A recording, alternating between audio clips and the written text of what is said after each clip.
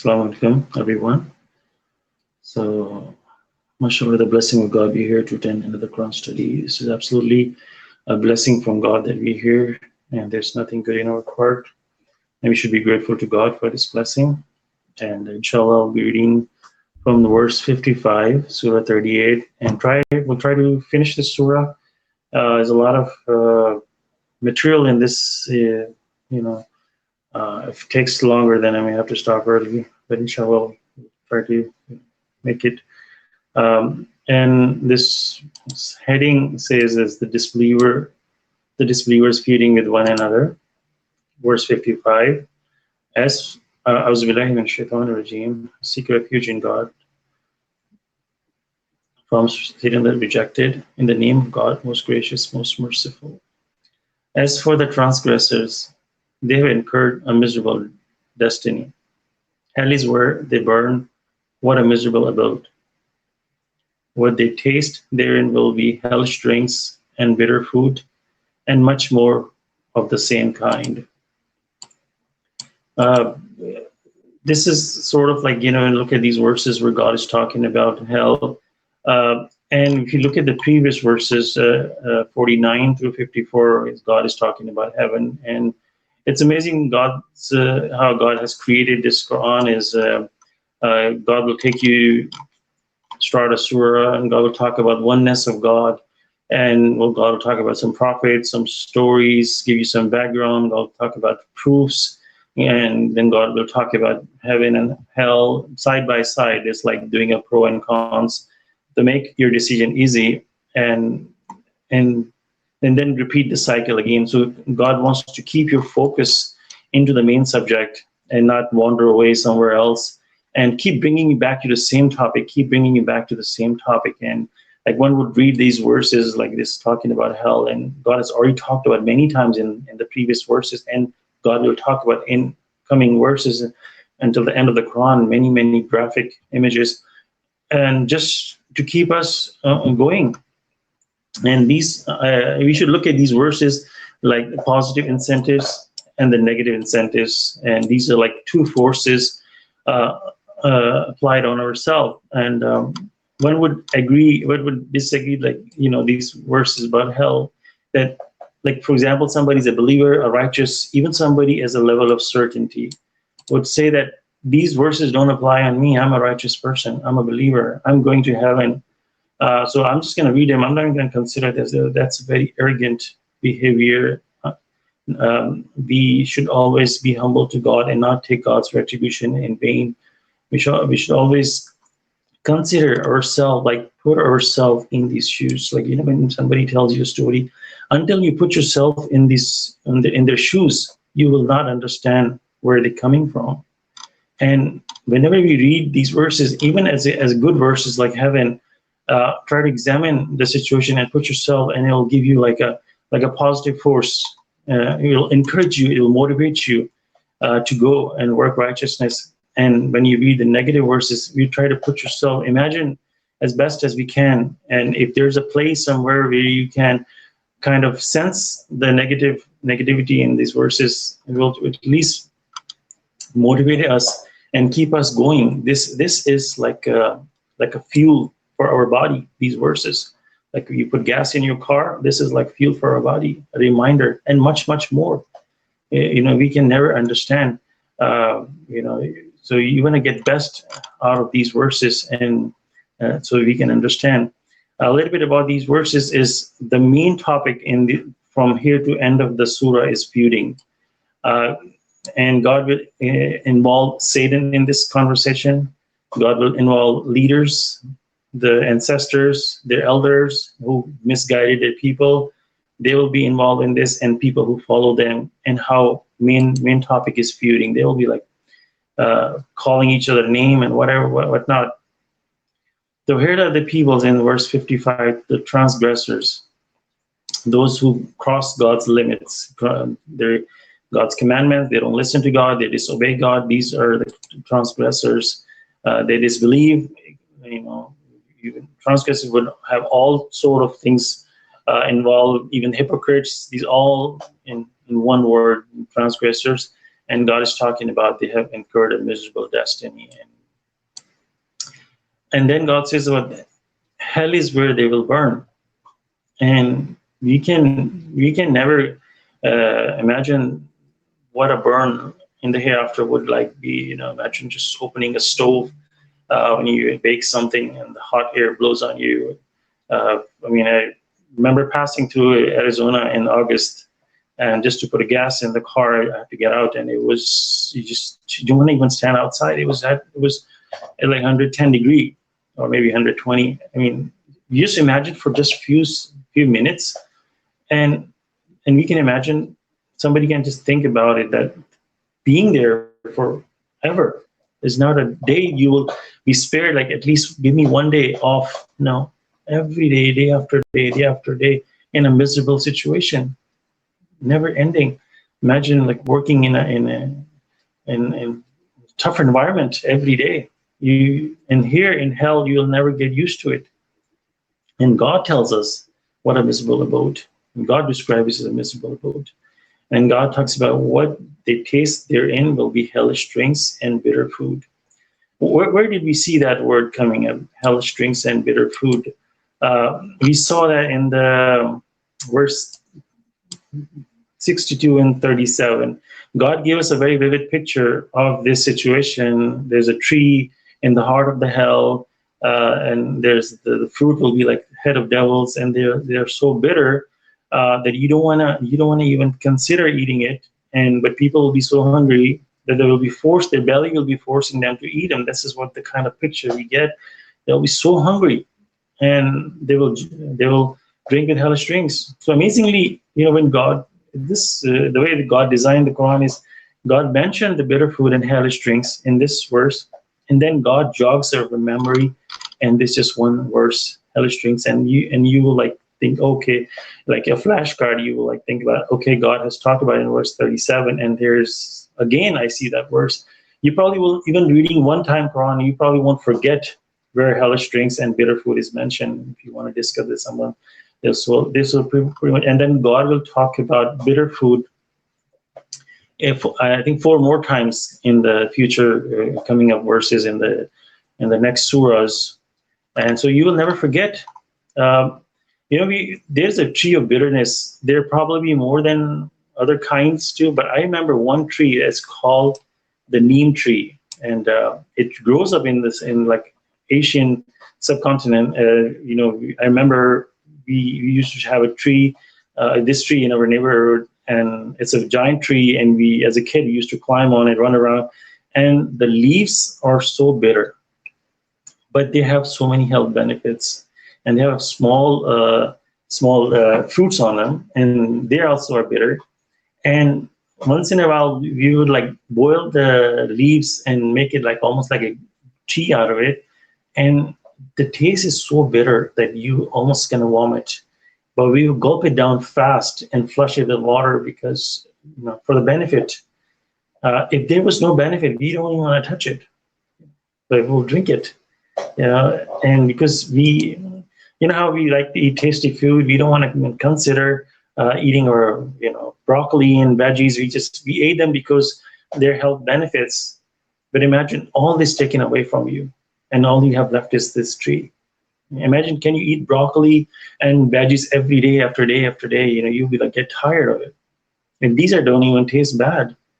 But we should ponder upon these things, that what God has given us. Like people of Moses, after they were given 2 foods, and they were like praying to have like spices and onions and all those kind of things. They were like, we want all those things because we are hungry for spices and vegetations. But if they are gone, this is how you put yourself in the shoes in that environment. That would you want to live in that way?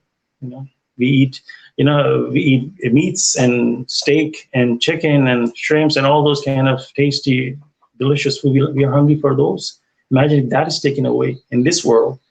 Imagine even veggies are taken away, and all you have left is bitter food. Just imagine that. And we should be humble over this, like this verse right here. This is another proof of God. Look here, I'm just going to read it. We eat fruits and veggies. Animal eat byproduct. When we grow vegetations in farms, We eat the fruits and best part of it, and the animal eats the leaves and whatever is left over. They leave the leftover, but that's not even, we don't even want to deal with it. It's trash for us. But they eat that. Then they give us meat, milk, eggs, and much more, leather and whatnot. They give us all that. What a perfect system that is. If animals would eat, also didn't want to eat fruits, they said, we don't want to eat the leftover, we want to eat the fruits.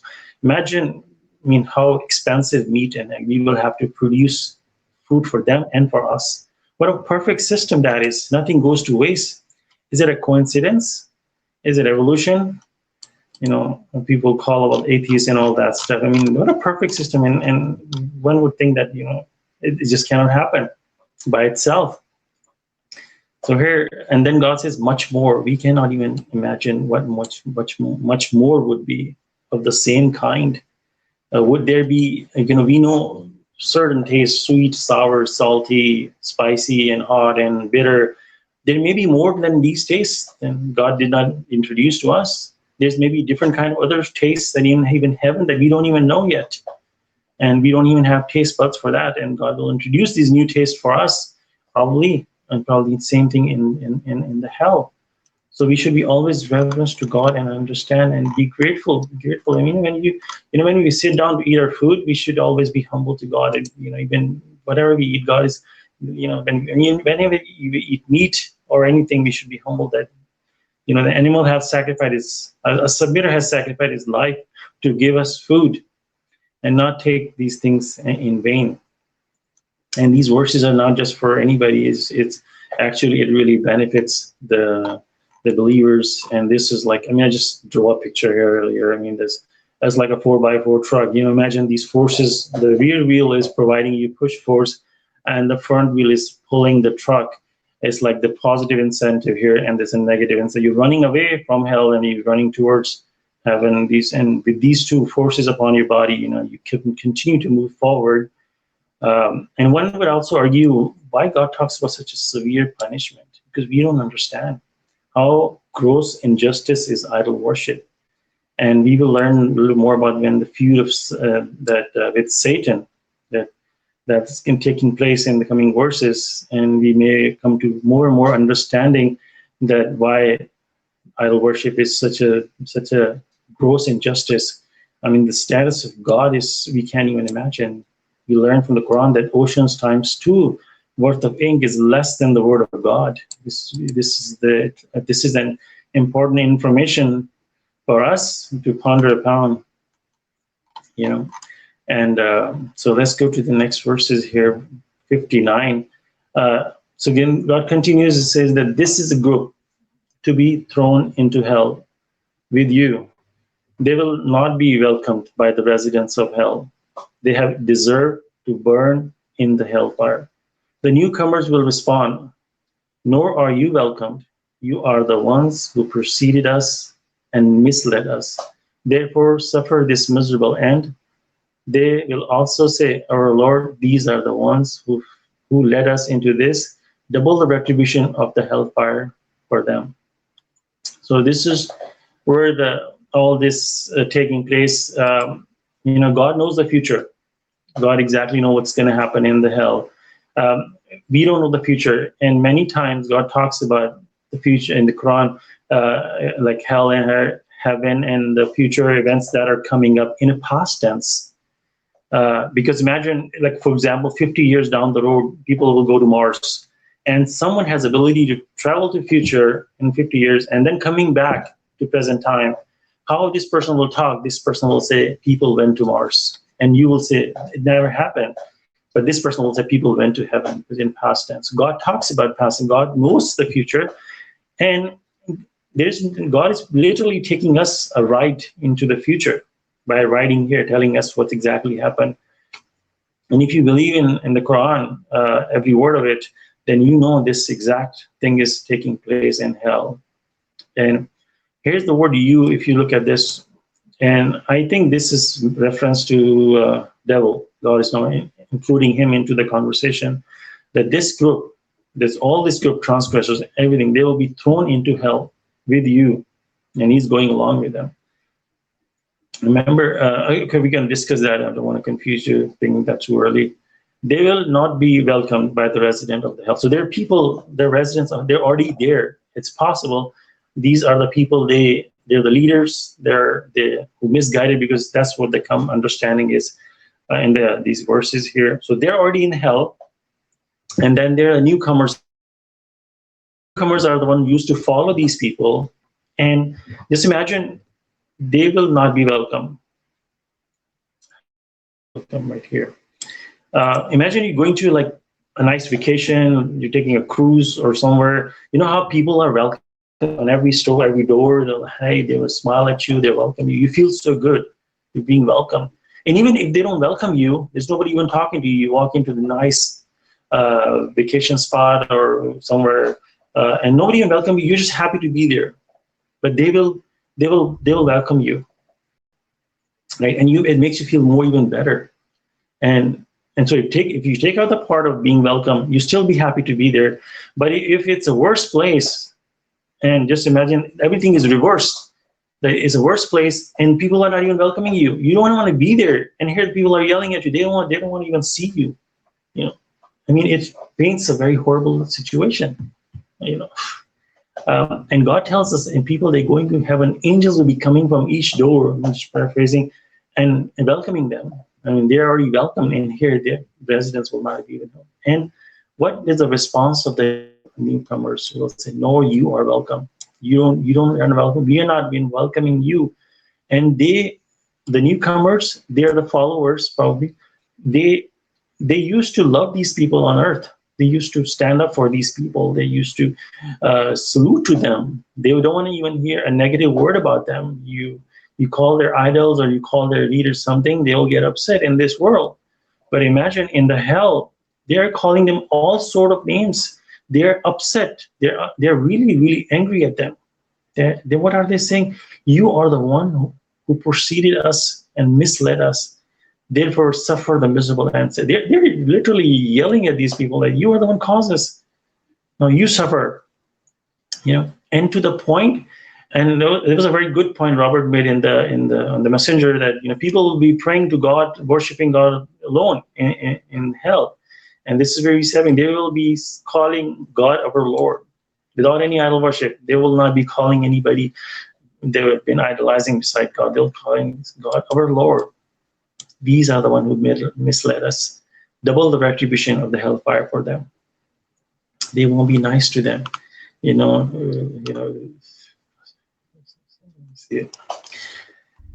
another point to understand here is the leaders.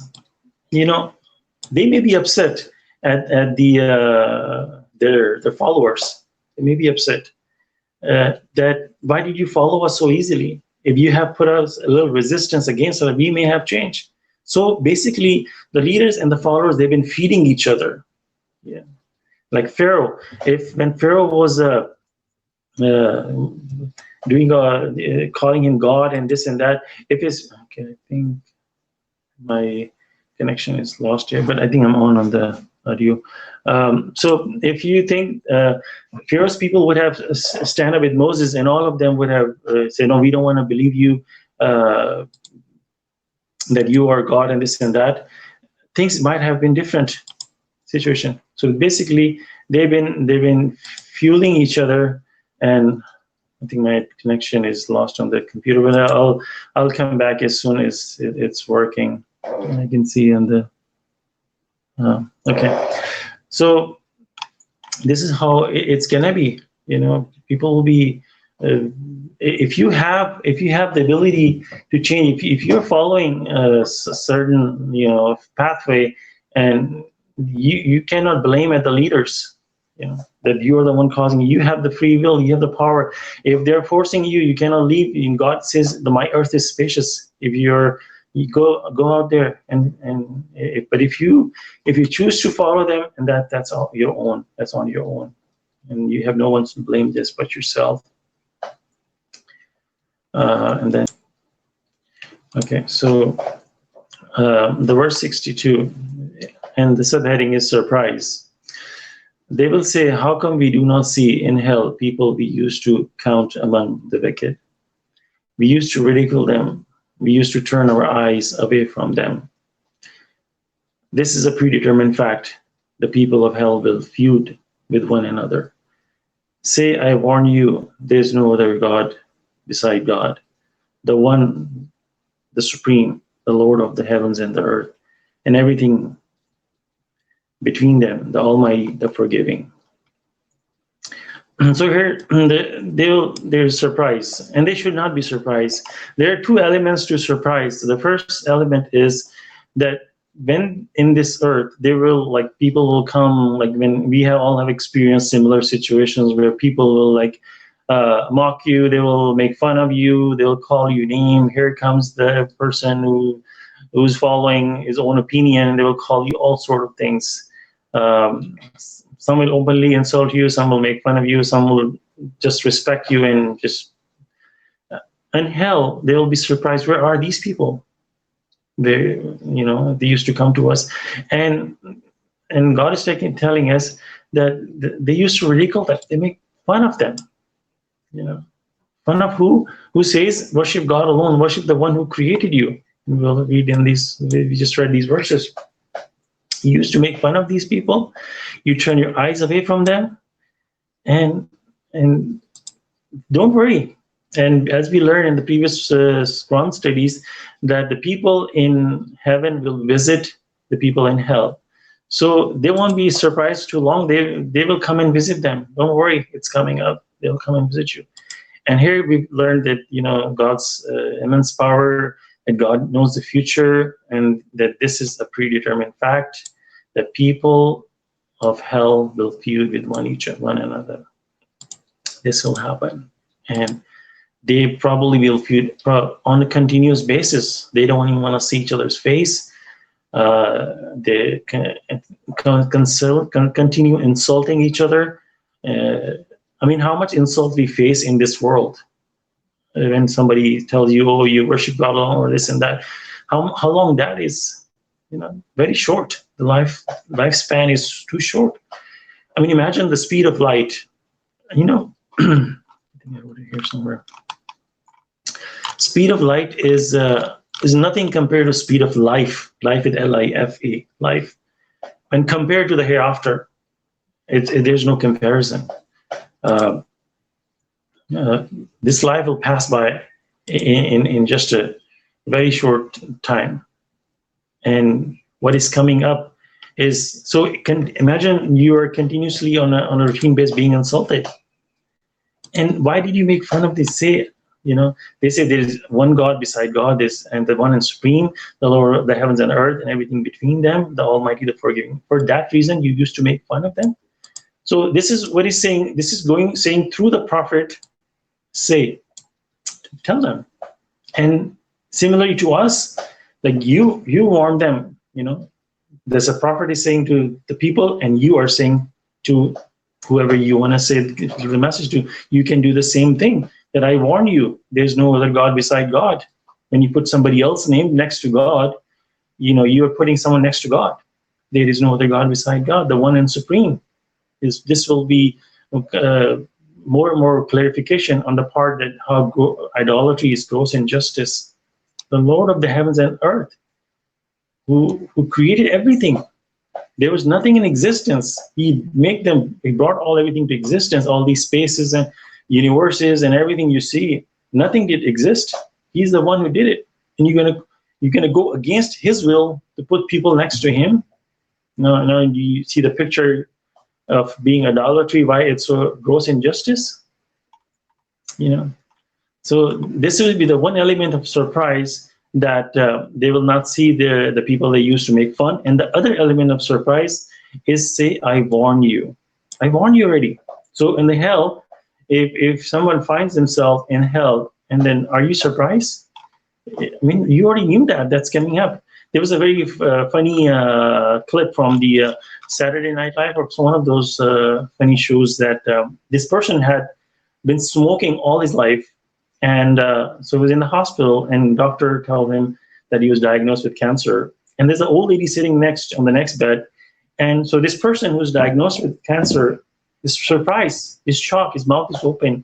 And the lady just tells him, she doesn't understand that. She doesn't want to care about what everything. He said, she's surprised on the fact that he is surprised. I said, are you surprised? Why are you surprised? Didn't you know that is coming? So God is already warning us. God has given us this amazing book which contains the information for us, so that we won't be surprised. You don't want to be caught yourself in a situation where you're like, I didn't know. And we learn from the Quran that people in hell on the day of resurrection will not be saying that to God that, oh, this doesn't make any sense. I didn't get the information. I didn't get the warning, or this is not justice. I needed more information, or it's not my fault. No, they will understand that God's system is a complete justice system. There's not even a small grain of injustice will happen on that day. Everything will be brought forward. They cannot deny. If like somebody is stealing something and is caught on the camera, and what is person to say? Like, look right here, you're doing it. So this person cannot say that I didn't do it. This person will say, please forgive me, or something like that. So people in hell on the day of resurrection, what we see them saying, send me back. Please give me another chance. That's what they will say. So here we go into the picture of the great feud. In verse 67, God says that, say, here is awesome news that you are totally oblivious to. I had no knowledge previously about the feud in the high society. I am inspired that my sole mission is to deliver the warning to you. And here the Messenger of the Covenant has wrote some information here. Let's see, footnotes. It says, I had no knowledge previously about the feud in the high society. Okay, the feud in the high society was triggered by Satan's challenge to God's absolute authority. This is definitely the most important event in the history of the human race. We failed to make a firm stand regarding God's absolute authority. This life represents the third and final chance to redeem ourselves. And you can read Appendix 7. It gives you a very good picture of the time sequence and what is taking place in the previous life. Even we didn't have this information. Before the Messenger of Covenant came, we did not know exactly. All we knew was that God created a human and told all the angels to prostrate, and that was it. That's not it. There was a lot more to it, and God has gave us this information through his messenger that much more detailed, and you can read Appendix 7 and it will give you a lot more information. So this is where the story begins, the great feud. And as we know that God knows our innermost thoughts, right? So God says, here's awesome news. Who's that news for us? This is the news for me. This book contains a message for me. A disbeliever will not even believe on anything in the God. This disbeliever has to first be convinced that this is the word of God. It has to cross that bridge to come to the other side. Before they can even read all this, the hell and heaven, they'll just ignore it. So first step to do is just to get, like when you like invest in a company or something, you want to make sure, what is this company backed up with? You want to see, and when you want to read this book, you want to genuinely believe that this book is backed up with what? What is it proof that this is the word of God? And there's so many sort of miracles in the Quran, scientific miracles and other miracles. And the top of the miracle is the miracle of 19. When you read all that, this will prove that this book is a message came from outer space for us. And that once you validate that, then you read whatever it is, and then you can apply this to your life and take it seriously. So this is the news for us. So here's a prophet 1400 years ago telling these people, they were asking Prophet Muhammad that, what proof do you have? What this and that? Say, and even I'm not to say that even Messenger of the Covenant can say, because a lot of the information we didn't even know at that time. And then this book was written, and the Messenger of the Covenant came, that he said, I have no knowledge to it. So that nobody had knowledge, he didn't have knowledge, and that itself proves that this information came from outer space, and the person who's giving me the information has access to this. So in itself is another proof that he's saying that you're totally oblivious to. You didn't even know. You're turning away from them. You're ignorant to these things. that have no knowledge but taking place in the high society, and that's we can learn about. Just give you a little summary of that. Satan was one of the angel in God's kingdom, and he was one of the top angels, the immense power God has given him and abilities, and so this power started getting into his head, and he started thinking that he can himself be some powerful entity and run his own kingdom, and all those negative thoughts start coming into head. He started becoming arrogant. He started becoming unappreciative. So this is going on in his head. So God wanted to expose him. God just didn't want to send him to hell or punish him. Angel would say that why are you punishing him? God wanted to show him what he's done. Similarly, God is send us to this earth. God didn't want to put us just in hell in the first place, and people would complain that why God did this to us. God gave us a chance, and we are actually proving ourselves what are we worth for. And similarly, God created this minute creature with the clay, and here are these giant immense angels in this high society. And imagine there's a big palace and king, and there's viziers and prince and high society, and all of a sudden this weak, poor man, old man walks in with clothes torn apart and dirty. And the king says, "For you, all of you, bow down to this creature." I mean, this is just even a small example. It was in a very high level, magnitude level. And so all angels, what they did, they fell prostrate. And we will read this in the coming verses. And that's where Satan was exposed. And here's the messenger is saying, inshallah, we'll read more about this feud. And I don't want to throw you off the subject here. I am inspired that my sole mission is to deliver the warnings to you. And this is very, very critical. People, they make idol prophet next to God, that it will intervene. It will stand behind their on the day of resurrection. He will protect them. All sort of theories without any evidence, without any backed up with any information, just written theories passed on generation after generation. Nothing to validate it. They believe that he will protect them. They believe that. And here's this Quran that validated with miracle and all kind of backed up with everything, clearly denies all that. And they still believe on here and say whatever is heard because completely. And God is saying his mission is, that's it, just the postman. Just deliver the message. That's it. I'm here to deliver sole mission. That's all he's here to do, just to deliver the message. And that's they will be surprised. In the previous verses we read that they will be surprised that oh my God, they've been idolizing prophet with God, and here prophet will come, he'll deny all that. And what did the prophet will say in Surah Furqan? That my people, I'm paraphrasing, might have deserted this Quran.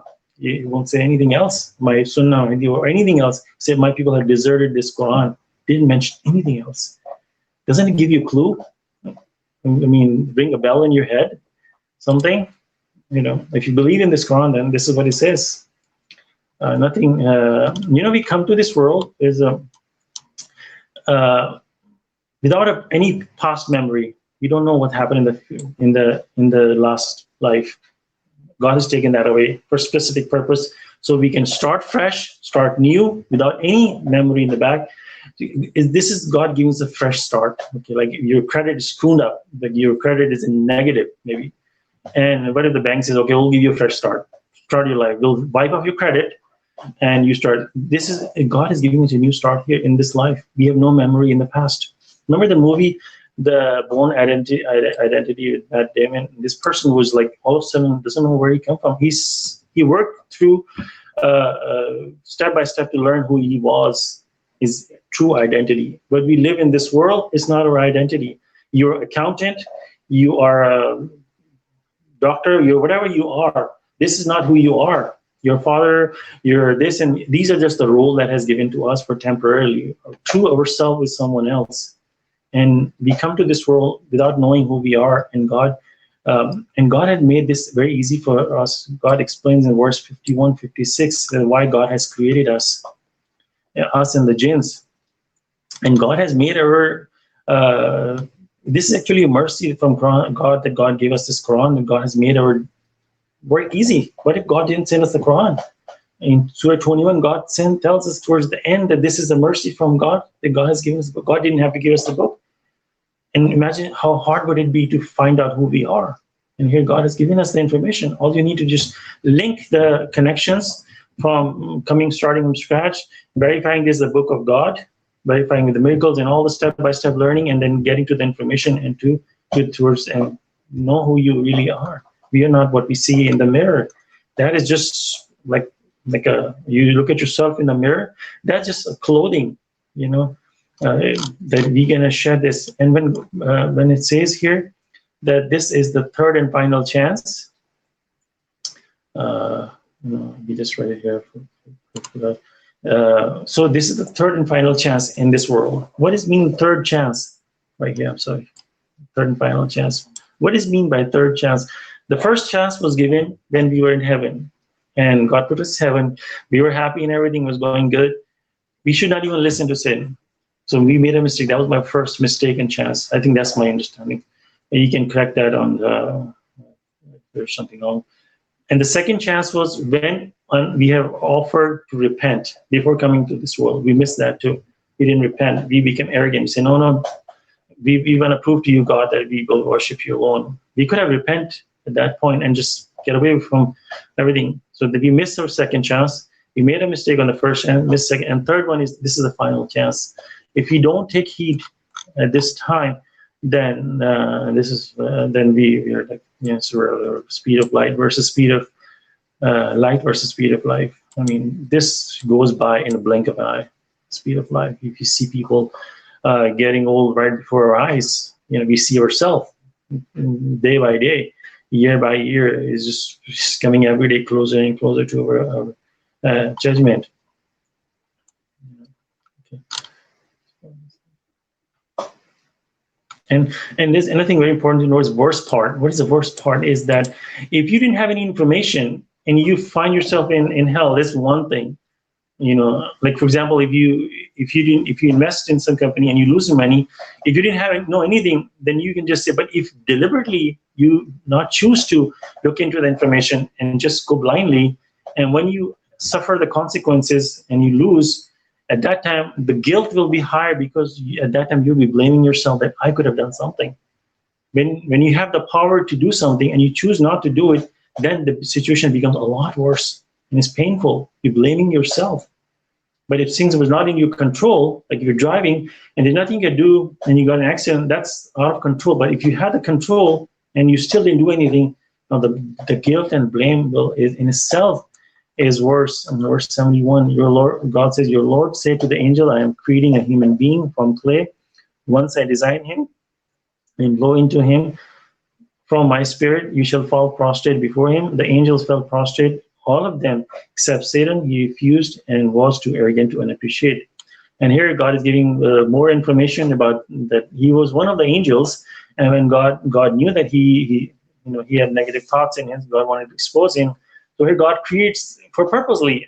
God could have created something even bigger than angels, and they would have all. God purposely created a minute creature from clay, something that just in higher society would not. They don't even want to consider something good. They have better things in higher society. So from clay, and what happened? Everybody, fall prostrate. And God is saying the word, when I design him and blow into him from my spirit. I mean, you would even ignore the fact that it was created from clay. God is saying that God put his spirit into it. I mean, if you love God, if you're really humble and reverence to God, you will be reverence. You will respect anything that God does. And here, forget about the clay. You would, like a knowledgeable person would think, oh my God, God blow him through his spirit. That's far better than even clay. And you shall fall prostrate. The angels fell prostrate, all of them. We read in the Quran time to time that the angels fell prostrate. They didn't even ask any question. They didn't even say that, God, will this be a disrespect to you? We only worship you. This and that. They obey. Yes, God. When God says something, they didn't even ask what we do. They did exactly what God said. They followed God's command. And this is we learn from Surah number 2, the very important fact that when God says something, they say we hear and we obey. This is the system of God. And anyone who doesn't do that, then you fall into the problem. When you start more and more questions, you make your task harder. And you remember the story of Moses with the heifer? They ask more questions, their task become harder. So when God tells you a command, just take it and run away with it. Not only you become the best, and their task is easy. Like if God tells you, clean this room. You say, what do I need to clean? Then more things will be added. Clean the shelves, clean this, clean that. You're making your task harder and harder and harder. Versus somebody, when someone says clean this room, you do it however you want, and you're done and you go. So the more question you ask, remember the phrase that says that I say jump and he says how high. This shows an obedience, right? Like people give examples of their workers or someone that, oh my God, this worker is so good. Whenever I say jump, he says how high.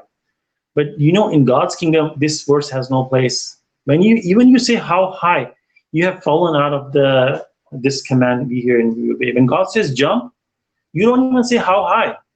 The minute you say how high, you have asked a question, because God's commandment is complete in itself. God's Quran is fully complete and detailed. When you ask a question about contact prayer or anything, then you're falling out of this verse that we hear and we obey. So the minute you say how high, in this world, you are an obedient person, but in God's kingdom, you have fallen out of this verse. You are the second degree probably now. That God says jump. You have option of jumping as high you want. You can small jump. You can medium jump. You have the window open. The minute you say how high, now you are narrowing your window. Maybe God will say, I want you to jump 10 feet. Now you have a difficult midge. But the one who said right of it left with this verse, how high, and I have options now. So God wants to make your task easy. Why ask questions? Just take it and go with it. Remember the person that we had no information about the contact prayer. When this right, God says establish contact prayer. This person had no clue of that. This person will just do one standing, one bowing, and one prostrate, and that's whatever the information he got from the Quran. He did that. Though his contact prayer was not right, but in God's eye, he was following what information he got, and he applied it until God guided him, Masha Allah. And here's God says the angel fell prostrate except Satan. He was refused. He was arrogant and appreciative. There's no place for a person who's arrogant and unappreciative. Remember, when you're unappreciative of someone, that's when you don't consider that person have blessed you or gave you anything. That is simply what it is. And we are unappreciative to God. We don't accept God as our God, because whatever we have, we think that it's ours. And only the appreciative person will link everything to God, that whatever he has or she has, it's coming from God. So Satan was acting in that way and started speed of everything, running short on time. So basically, these verses are pretty straightforward here in this part. Like here, it's like a little more information written here that God knew what was cooking in Satan's mind, and he wants to expose him, coming to tell everybody. Okay. So verse 75. He said, "O Satan, what prevented you from prostrating before what I created with my hands? Are you too arrogant? Have you rebelled?" He said, "I am better than he. You created me from fire and created him from clay." He said, "Therefore you must be exiled. You will be banished. You have incurred my condemned retribution until the day of judgment." So now God, when he refused, God asked Satan a question. What prevented you from prostrating? Though God knows what's going on in his head. Exactly. God knows more than what is going on in Satan's head. But where angels are present, so God doesn't want to just inflict or his judgment or cause anything, do anything he wants to. He wants to be fair and give him the full chance of doubt or whatever, that prove yourself. Again, God says, "What I created with my hand. Are you too arrogant? Have you rebelled?" This word, like "with my hand," in itself is just breaks your heart. That God asking him, Satan, what created with my hand? You will not worship what I created with my hand? Like when you love somebody, your parent or someone in this world so much, if they do something with their hand, we just, whatever, even if they make something useless, because you love that person, so you cherish that whatever they made. So here God Almighty, he said, it's like, why would you not? I created with my hands. And the angels fell prostrate in respect. They don't even go figure out but in that they love God, they obey God, they glorify God. God says, and they do it instantly. But here, God even is trying to jog his, wake up his mind that what's wrong with you? I blow into my spirit. I create with my own hand. So what if it's a clay? Don't you love me? Are you not appreciative of me that I gave you everything? Have you rebelled? I mean, what's wrong with you? Get focused here. God wants to give him a chance. Come on, think. This is like a chance for him. He can immediately think, oh my God, I'm sorry, God, you were right. Oh, what I was thinking. But he continued to rebel. He said, I am better than he.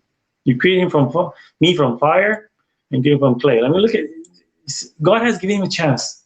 And he blew it. God gave us a chance. On the second chance, we blew it. Now this is our final chance in this world. And then he said, therefore you must exile. You will be banished. God said, okay, get out of here. You will not be welcomed in this higher society. He was given a chance until we were in heaven, because that's where we made the first mistake, and we listened to him, and he was able to go that high. But now we know that they cannot go that high, and they're confined to this inner universe. And God says them, you have incurred my condemnation until the day. So until the day of resurrection happens, he is God's condemnation, and he's just in a worse situation right now. And in my understanding, all what he's doing is, look in the next verse, let's go fast. He said, my Lord, respite me till the day of resurrection. He said, you are respited until the appointed day. He said, I swear by your majesty, I will send them all astray except your worshippers who are devoted absolutely to you alone. So he said, give me time, spite me. I will prove it to you. Because he said, you play and this and that. These people are not worthy of being served. He's trying to make he should have just obeyed God, but he's trying to point his point. He knows better than God. He's trying to do all this arguing with God. And God said, you are spited. God, I've lost my connection. Give me a second. I'm sorry.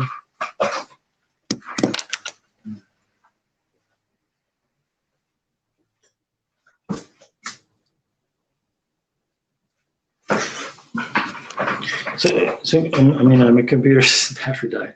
So God says, God gives him time. No problem. Take your time. Take as much time you want. No, there's until the day of resurrection. Go to this verse.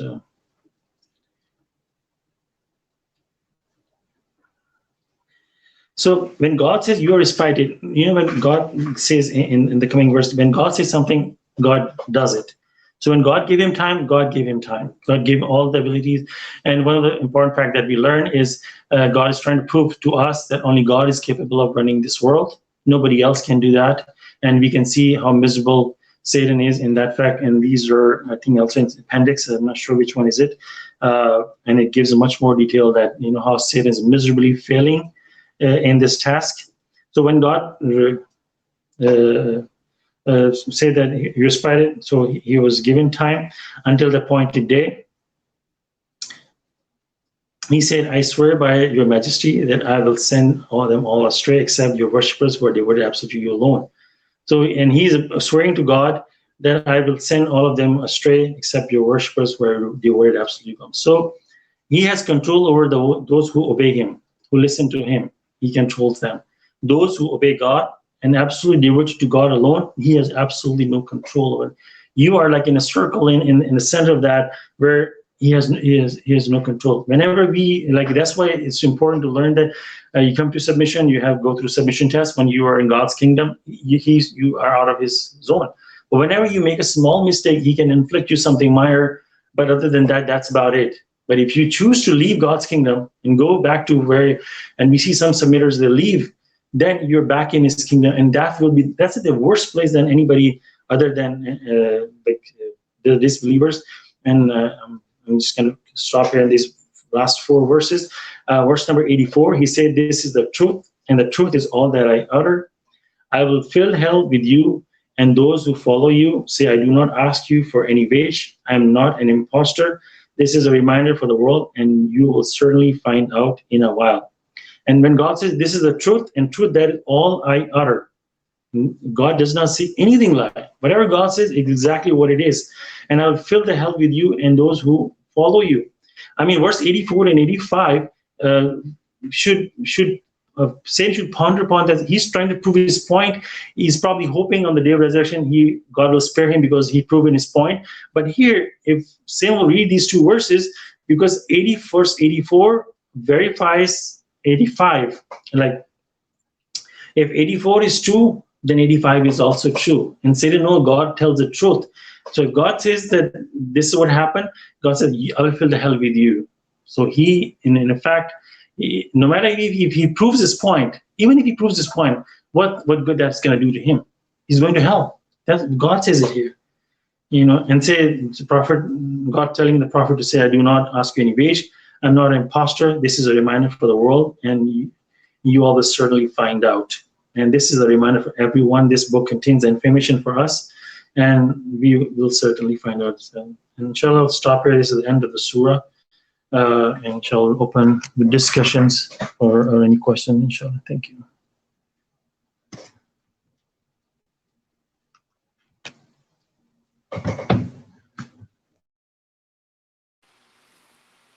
Thanks, Adam, for the study, Masha Allah. Masha, thanks. Sorry, it took longer. My computer, a couple of times my computer just stopped working, and inshallah, got through.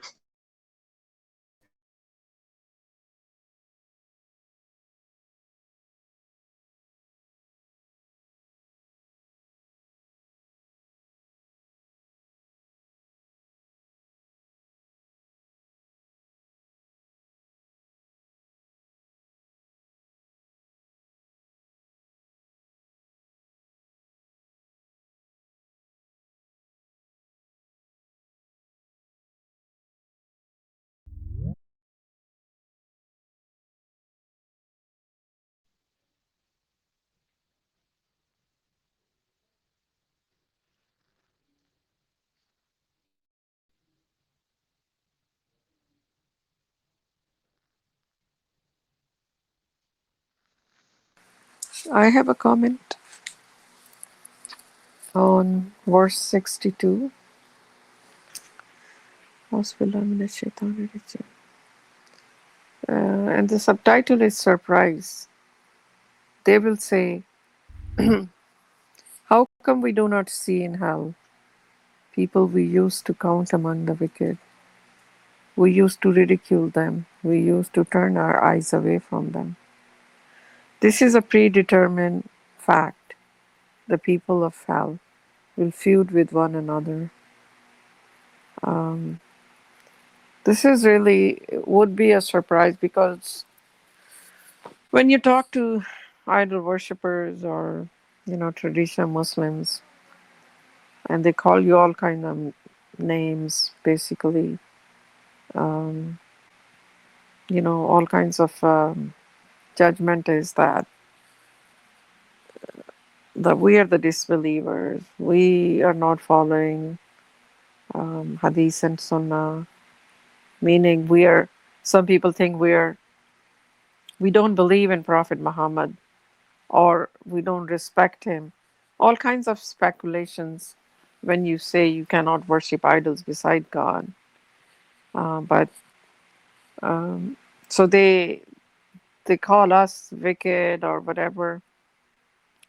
And it would be such a surprise, like really, because they're so sure in what they believe. Believe is that they're on the right path. And in hell, they're not going to see those people they used to mock and ridicule.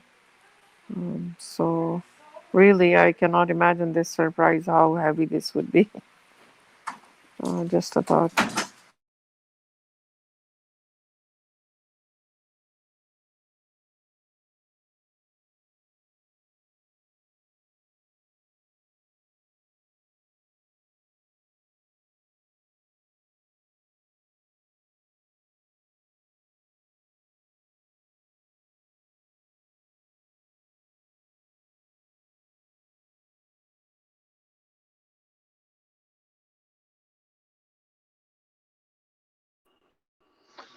Okay, certain things jump out at me.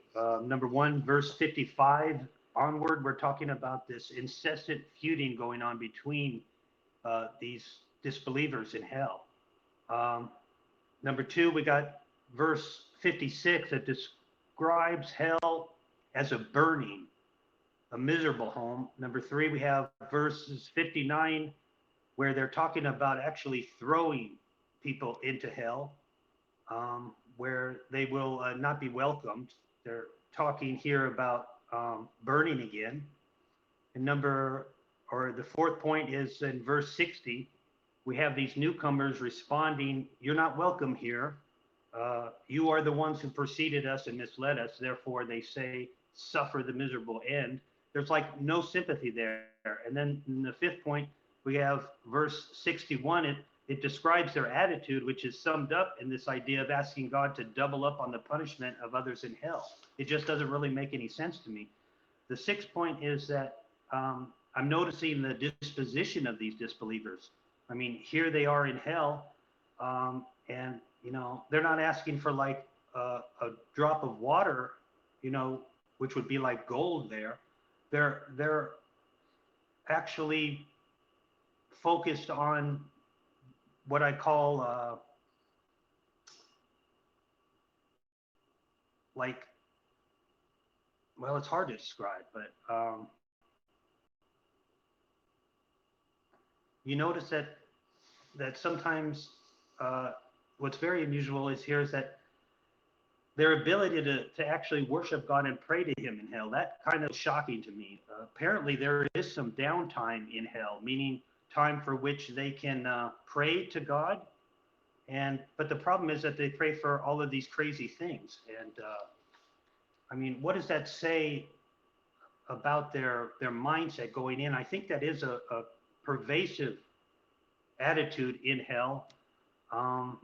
It's what I call predatory spiritual revenge seeking behavior in the hereafter. And I speculate that if we were to actually talk to those people in hell, they would think that they're righteous in what they're doing. Those are my comments. Okay, I wasn't clear of what part you said doesn't make sense. You mean the verse still doesn't make sense, or what they're doing doesn't make sense? Well, I mean, you're in hell. You could pray to God there, and you could pray for anything. They're not praying for water. They're not praying for any kind of relief. They're not saying they're sorry. What they're doing is they're totally preoccupied on making sure that one over there gets double the punishment. That's their whole mindset, their focus. And Okay. it's crazy when you think about it. Okay, so I think that I mean, imagine, if somebody does something and like someone frames you and you end up going to jail and you spend 20 years. I mean, when you're in that moment, you're definitely going to think of that person who framed you, and you think that, well, once I get out, I'll make sure that this person gets it, for framing me into this, right? That kind of mentality. Or, somebody, takes away your family and kills everybody, God forbid, in your family or something like that, where you lose everything and you're just miserable for eternity. I mean, that's a lot, So I mean, it's almost understandable that when you are in that state, that you would want that for people who put you in that spot, like people who mislead other people. That's why God says they're the most wicked people, because most evil people, because this is what they do, right? They mislead other people, and then they'll end up, losing their eternal life, eternal happiness, and misery, their families, everything, right? And then they'll burn in hell.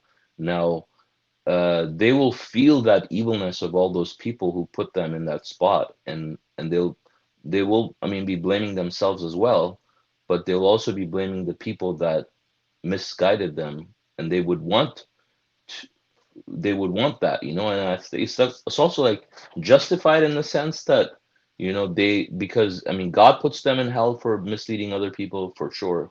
So it's natural to say, yeah, put them in hell too.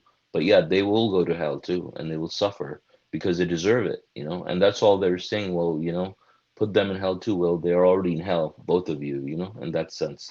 But I mean, as far as water and food, I mean, there is another verse that comes to my mind. It's Surah 7, verse 50, where the dwellers of hell will call on the dwellers of paradise and say, let some of your water or some of God's provisions to you flow towards us. So, of course, they need those things as well, and they'll ask the angels as well. There's other verses where they ask the angels to relieve some of the retribution that they're suffering and all that, but obviously it's going to be to no avail.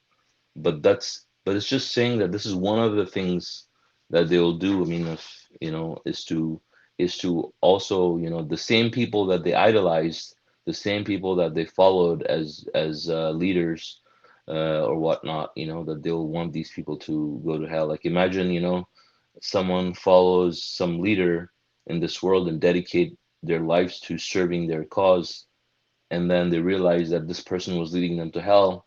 Then it's natural on the day of judgment they're going to want that person to suffer too. Like, let's take like a more basic example. Let's say, you are accomplice in a murder, and then, you. I'm sorry to put you in these extreme situations, but let's say, hypothetically speaking, you're an accomplice in a murder, and you go to jail, and then you're like, what about the other person? You'd want the other person to go to jail too, because why just you? And well, he was a part of it too, and in this case, well, both of you go. So that's kind of like the ideology here. I mean, in hell is so terrible that anybody who goes through a trauma of that degree, and pain and misery and suffering and torment, I mean, they would want those people, anybody who had anything to do with it, they would want them in there. So, um, anyways, that's my comment there. But I wanted to also mention the importance of being absolutely devoted to God alone, and I think that I mean, that's the only way that any of us can make it out of here, um, yeah, and make it to paradise without going to hell, is if we're devoted absolutely to God alone. If our allegiance is to someone else or to something else in this life more than God, we're not going to make it. And that's what the whole test is designed to expose. So we have to be extremely careful, and we have to reflect on our lives, and reflect on where that devotion is really. I mean, when you wake up in the morning, what's the number one thing that comes to your mind? Is it your job? Is it your spouse, your children, your business, or is it God? And taking that with you throughout the day. I mean, it will sort of tell us, what our destiny is. Um, but yeah, I mean, this is not just everything that we hear. I mean, everything that we read here about Satan that he promised. I mean, in front of God. I mean, he's fulfilling that promise at large. We see millions of people, just um, uh, millions of people, falling for Satan's traps left and right. So, I mean, we have to implore God to keep us on the right path, and save us after seeing these terrible descriptions of hell, that, we, are spared, and God, forgive us and guide us, so we can be saved. So, Um, can I comment? Um, sure. yeah, so about the feuding again, um, there are verses about mutual blaming, and it is a fact that how what is mutual blaming and why people will be, feuding with one another. First of all, one thing is that human beings will still not uh, feel responsible for their free will that they chose. They chose on their own to go astray. Nobody could do, but because the misery would be so much that they would feel to blame, put the blame on somebody else rather than themselves, because it would be just too painful to think that I did it with my own hands. So there is a Surah 37, verse 27, and subtitle is Mutual Blaming. They will come to each other, questioning and blaming one another. Um, and then 64, there is Surah 64, verse 9. The day will come when he summons you to the day of summoning. That is the day of mutual blaming. And the mutual blaming is with the capital M and B. God has called that day of with many names, like the day of resurrection, the day of judgment. Um, the day of summoning and many things. And also one of the name is the day of mutual blaming. It is would be such a big part of that. So the day will come when he summons you to the day of summoning. That is also the name. That is the day of mutual blaming. Anyone who believes in God and leads a righteous life, he will remit his sins and will admit him into gardens with flowing streams. They abide therein forever. This is the greatest triumph. Um, the blaming and feuding, constant blaming, constant feuding, will be on top of all the other miseries of hell, which is the design of hell, like the bitter food, useless variety, burning. And then they decide to use the blaming to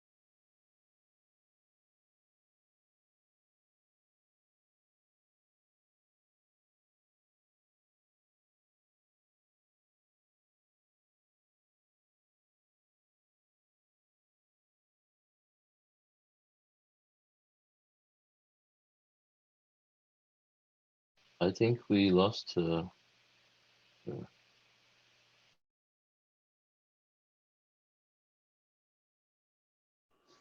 I think she was making some excellent points there. Hey, Chris, are you still there? Can you chime in and give us some psychological insight into what we're discussing? Yeah, sure. God willing. I was taking notes. I don't know. That was kind of a new theory for me that I was putting forth just earlier. It just occurred to me yesterday. But I made notes in my Quran about blaming. Again, that's a thing that psychology points out. It's a source of a lot of people's problems in this world. And then I thought about minimization and magnification. I think it's an interesting point that we minimize what it would take to create the universe, and then we magnify people like Muhammad and Jesus. So that was the note I was taking as you said that. I'm not sure that relates exactly what we're talking about this instant, but I have was been it? Sorry, go ahead. What was I cut off? Yeah, I think you got dropped or something. Oh, We okay. couldn't hear you anymore. Oh, okay, okay. You can make your comment. Continue Later, making your comment. inshallah. Okay. that was pretty much it for me. This was the first time I ever did a Quran study or a Quran reading where I was actually looking for this psychology point of view, but I did kind of enjoy it, and those were the 2 points I came up with so far. So that's my best contribution right now.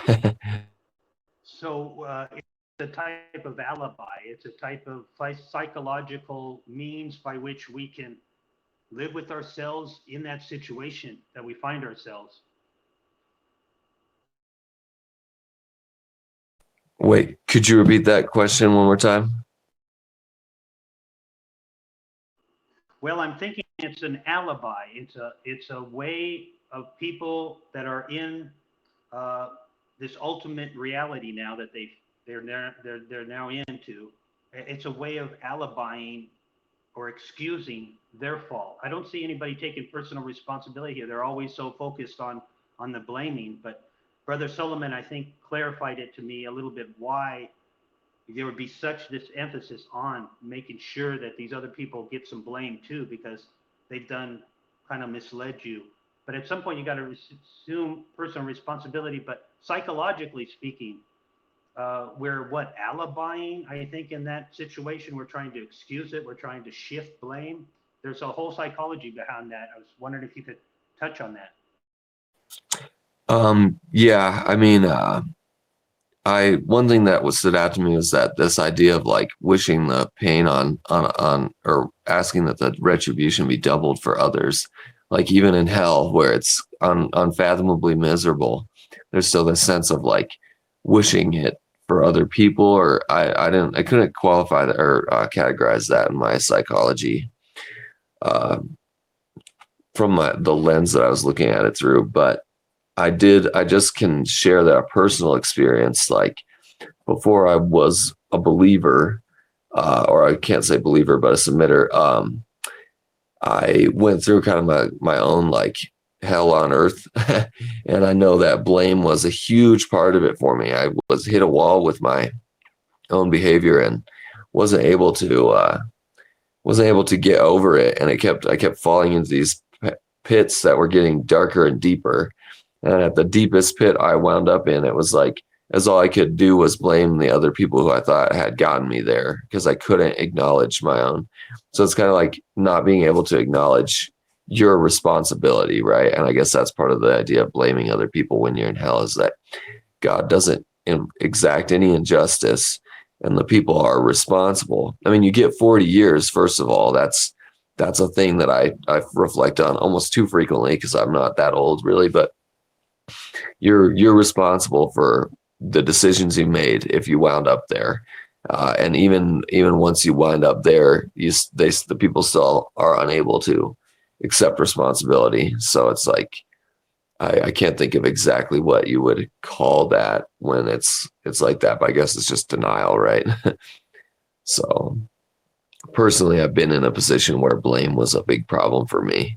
And I did kind of suffer a lot of retribution or hardship because of that. And it's kind of embarrassing to look back on it and realize what you're responsible for, and what you can't blame other people for in the end, when God's justice is administered.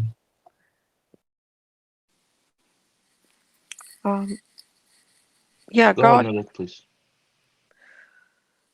this is God's law that God tells us in the Quran that anything bad that happens to you is from you, and anything good comes your way is from God.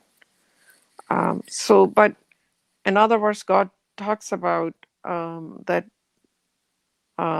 disbelievers and hypocrites are plagued with denial. As we know that, like even in psychology, or if you have any addiction or anything, if you're in denial, you can never correct it, right? You will say, no, problem is not with me. I don't have any problem. So that's why when we reflect and repent and reform, that is when we're out of that denial and admit we made a mistake. So these people who will end up in hell, they didn't think they were doing anything wrong. They were plagued, like literally plagued with denial. So they will be shocked. That's why they will be blaming, like, it's you who did that to me. And God tells us He gave us the eyesight, the brain, the hearing, and we are supposed to use it. And everybody had the same faculties to think, process, and look at all the information and find the right path. Every God had sent scriptures to everyone. Every community received a messenger. So they cannot blame anybody but themselves. But still, the denial will continue in the hereafter as well, seems like it. That the pain and misery would be so much that they constantly would like to put it on others rather than themselves. Like, how could I be that dumb to come here with on my own volition? That's the problem. It's really painful. Okay, I wanted to also read a verse. There is 6:22 and 23. It says, "Idol worshippers deny their idolatry." It says, "On the day when we summon them all, we will ask the idol worshippers, 'Where are the idols you set up?' Their disastrous response will be, 'By God, our Lord, we never were idol worshippers.'" And then it says, "Note how they lied to themselves and how the idols they had invented have abandoned them." And then the footnote says, "Now and forever the idol worshippers vehemently deny that they were idolaters. That they are idolaters." Yeah. So also, I did want to make a clarification on something we talked about last week, and we were discussing we're actually discussing about David and his judgment.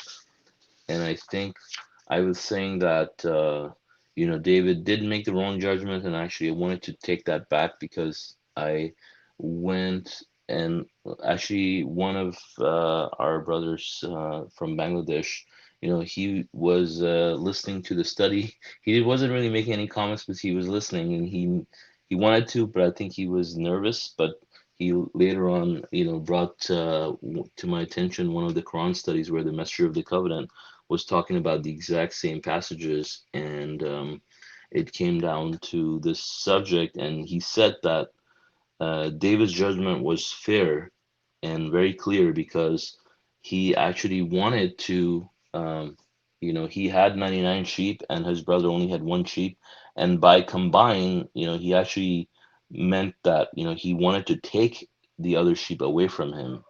And and the thing is that the other brother did not want that, so he was doing it kind of like in a pressuring manner as well. So his judgment was his judgment that his brother was being unfair was correct and fair. He says it was very clear, but the fact that David was being extra careful in rendering that judgment among the people is what made David David. And that's what I wanted to bring up. I could play the video, but again, the quality audio, but the quality is probably not that good. But if you guys like to, go to it yourselves, I mean, I could post a link for it later. It's actually audio number 22 at, I believe, at hold on, about 50 minutes. Yeah, if I'm not mistaken. Yeah, it is audio 22, I believe.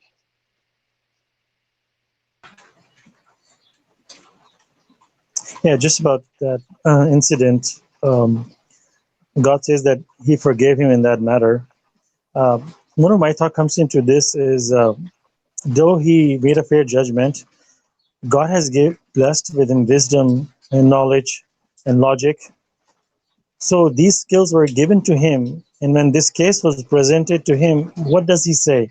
He makes a general statement, like it can apply to anyone, just a general class, instead of using the skills that God has given him to apply and issue a real judgment. That what he said was not even a judgment; it was just a statement. So maybe that could be a reason that it's like lesson for us. And when God gives us skills and logic, we must use them. We cannot just ignore them and walk away from them. Right. So another thing that he also mentions in the audio, I think one of the people kind of made the same comment in the Quran study, and he said no. He said, and I think maybe it's better I do play the audio. So God willing, I will play it. But he says no. His judgment was fair and clear, and he weighed all sides. He weighed everything, and then he made the judgment.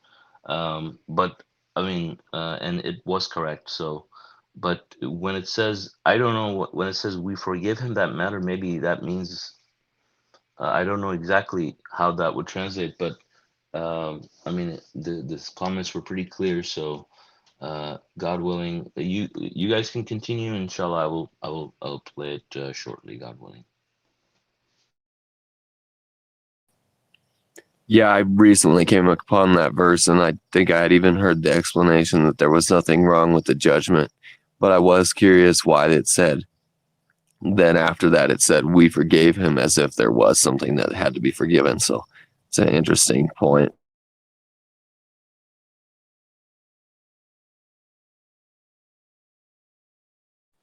I think the word what God has used is we forgave him because he asked for forgiveness and God forgave him.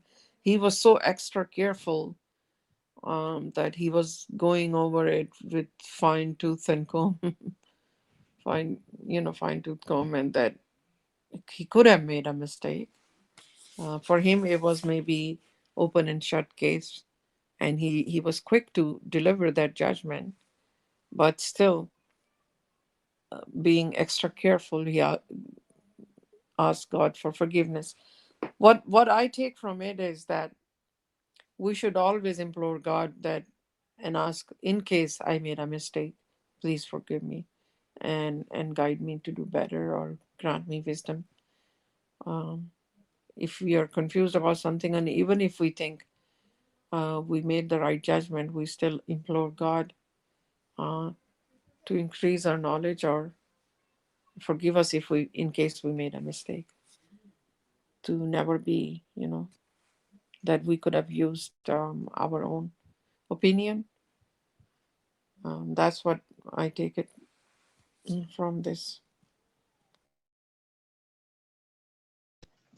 Sure, good point.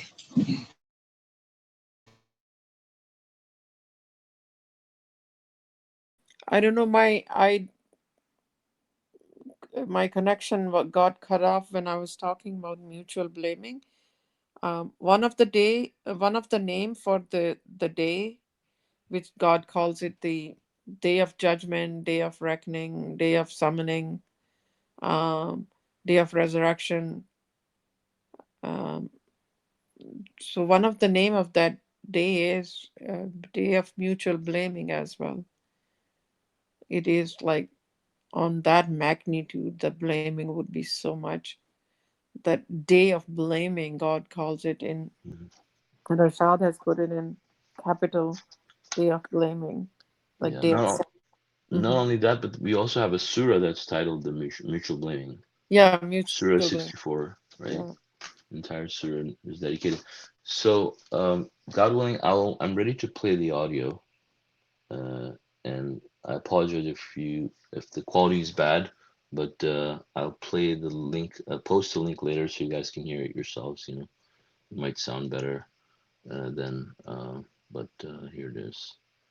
This is again audio number 22 at 22 minutes. Why did you pick this out? I think before I did it, most people. You gonna have to? Just two brothers. One had 99 teeth, another had one tooth. That was the deepest lesson about being very careful when you judge between the people. And they went to David to judge between them. The fellow with the one tooth said, I have one tooth and he has 99 teeth. And he wants to take mine. And he insists on it. So obviously, the one with the 99 teeth, David said, no, people still don't give it to the fellow. There's 99 of them. You have only one. So if you give him your sheep, it has none, and he will have 100. Keep yours. So even though this judgment is very clearly fair, David still thought maybe he did the unjust judgment, and he repented and he was asking God for forgiveness and everything. So you can imagine how David, this has made David David. David is very special in the Quran. One of the prepared by God prophets. Yeah. Right? This is David's judgment. He called the fellow with the one sheep, keep your sheep. Don't give it to him. Then, even though this is a very clear and an extreme example of a good judgment, he said, maybe I did the wrong judgment. And he was repenting and asking forgiveness. And our presidents back home, they kill people. They don't just say, keep your one sheep and keep your 99. They kill people, commit murder, and It's still picking the problems. Yes. I don't think that it should actually leave it to him as a kid. It was the question of mixing them so that they Hard to understand. Hard to understand. Yeah, there's some people in the background talking as well. Babies. No, he wanted it. He wanted it. Maybe he wanted to buy it.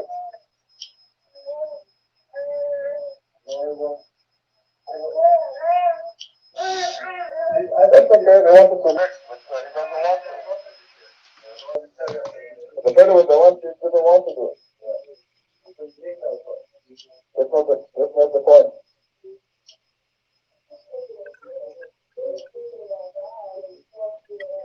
Yes. You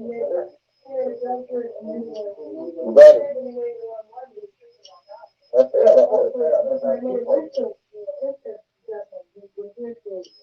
yes, he waited. Yes, yes. Yeah, he waited. He waited and he started and he did everything, and then Emily got it. And then he was afraid that he was thinking of God. Did he do the right judgment?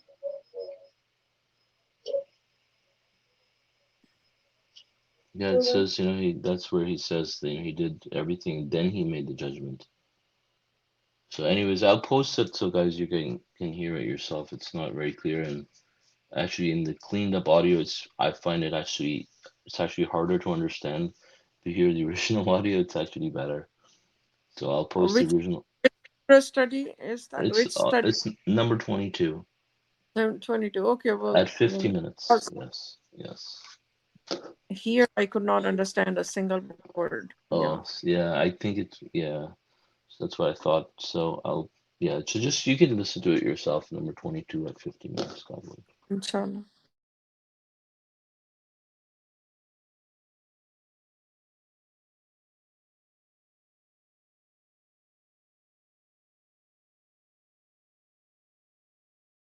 And I had heard it before a while ago, and I thought I remember him saying something about that, but then I wasn't. Years passed since I heard it before, and then I kind of forgot about it, and I was like kind of going off of my own, thoughts and.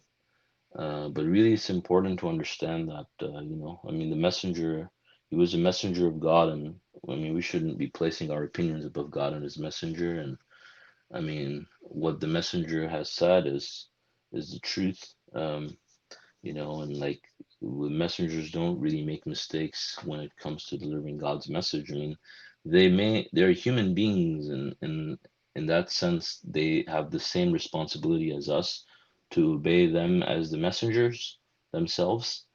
And in the application of, following the message themselves, they might make mistakes themselves in their own lives. But as far as delivering God's message is concerned, we have to be very clear that, the messengers do not follow personal opinions, and they do not, quote unquote, like make quote unquote mistakes in delivering God's message, because God is, capable of sending a messenger who can do his job. He wouldn't choose someone as a messenger who would fabricate lies, uh, whether deliberately or mistakenly, and attribute it to God. So that's why it's important for us to remember that. And also, on that note, if on a personal level, if any messenger has made a mistake, God has corrected it in the Quran. So during their lifetime, they will be corrected for the lessons for themselves and for the others. A messenger would not leave this world with leaving a mistake behind, because then God is controlling everything.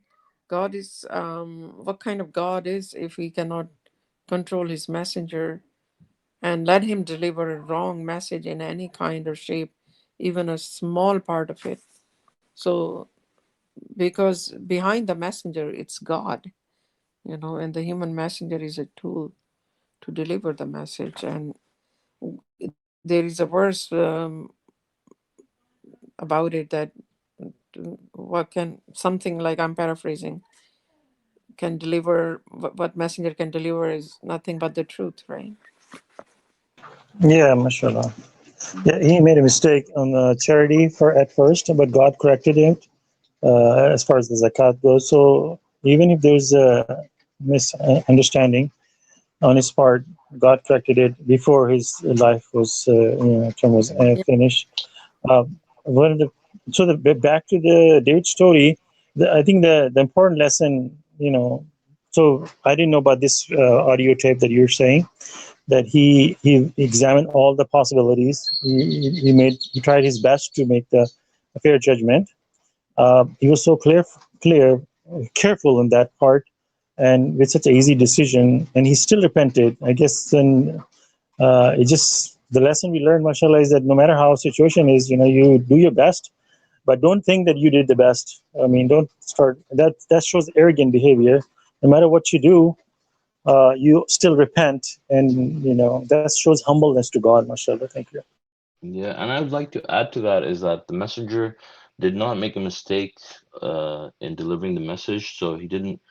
I wouldn't even say that he made a mistake in giving this in clarifying the zakat. It was just that the message was delivered in stages, So until it was delivered to him, he didn't have it, So there was no mistake in that sense, But when it was given to him, he conveyed it, and that was it. Oh, mashallah, thank you. Yeah. Yeah.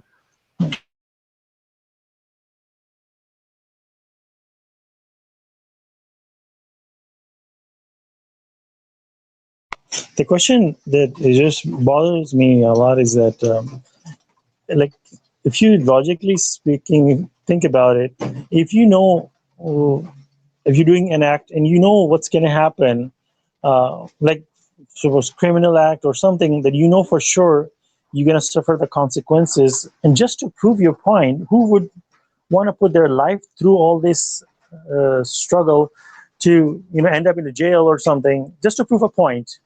So for me, as for part of my understanding, I don't understand why would Satan go through all this just to prove that small one point where he knows that he's going to hell. Because when God says in verse number 84 and 85 that God speaks the truth, and God says right after that you are going to hell. So there is not even a question that he's not going there. God has issued a judgment for him already. So, I mean, I don't understand. Is there any reason behind it, or do you have any idea on that? Can I say something? Yes, sure, please. It's like what he thought, if he could think like that, many others would. And to prove that point, that yes, there is a flaw in that thinking, and because he was so sure there can be another God beside God, that his God-given powers were actually meant something which most of the human beings think here on this planet, if you see. So he figured that out, that is a common belief, that there is a flaw in thinking. People still, many people would not uphold God's absolute authority and believe in it over everything. So to prove the point, he asked for respite, and God gave him, and God already knew too. So the Rashad is written here somewhere. So but when angel said, you know throw everybody in hell, when we also became, when the everybody was put to the test during the great feud.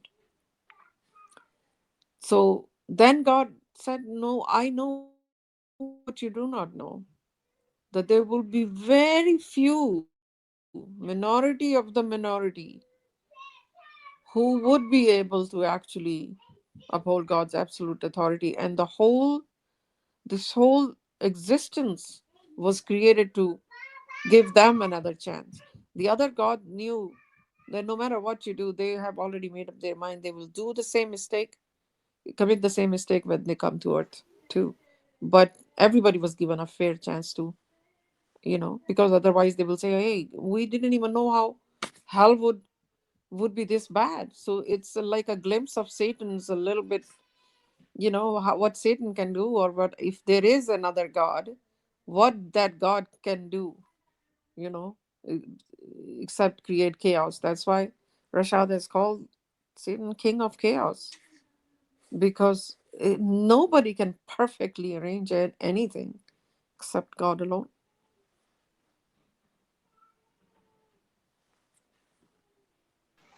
So so he still thinks that he can run the world.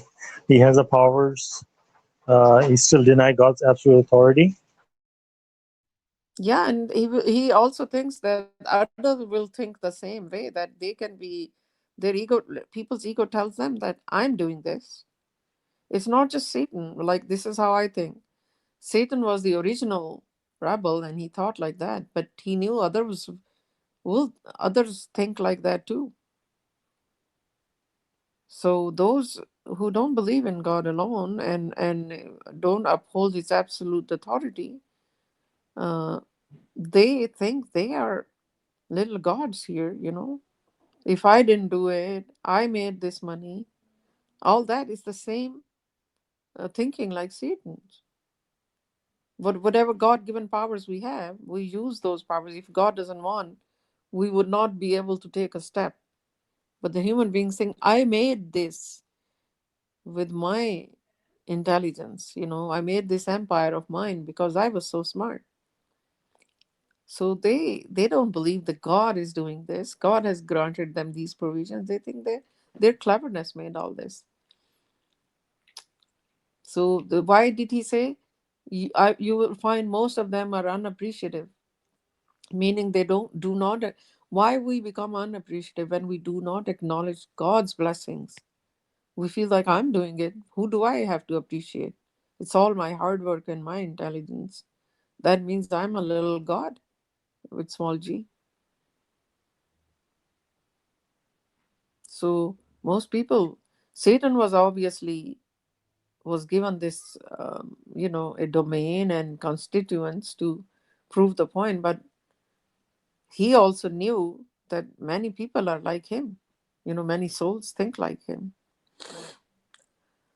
This is how I think or gather from the Quran. Yeah. Thank you. He thinks that he's not alone in all this. Mashallah. Thank you.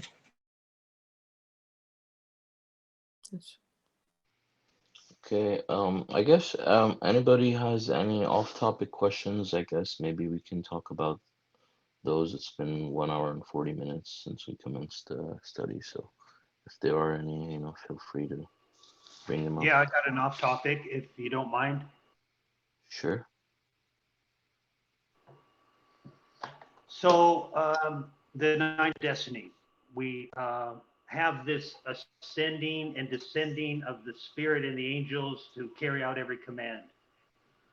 Somehow we assume that this includes us. So we're busy ourselves trying to do what I call a spiritual buy-in.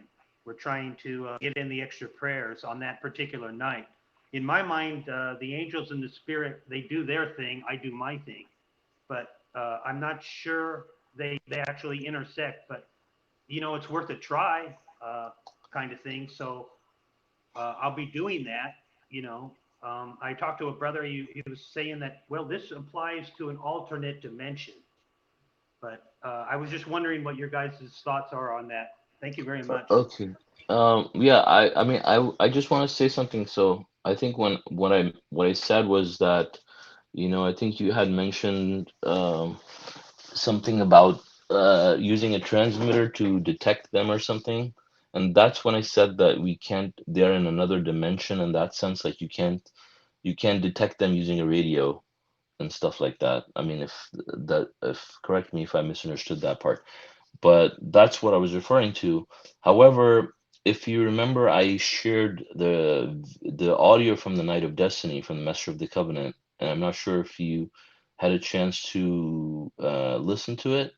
But I also posted the transcript for that one, and if you listen to it, it's actually very clear that the messenger of the covenant is explaining how it happens, and you said the angels are here, and they'll see to it that if there's anything wrong beginning in your body or anything, if it's like any matter like your immigration or whatever, that it will be taken care of. So all of that actually, I will read part of it since you asked the question. So let me just give me a few minutes to pull that up, God willing.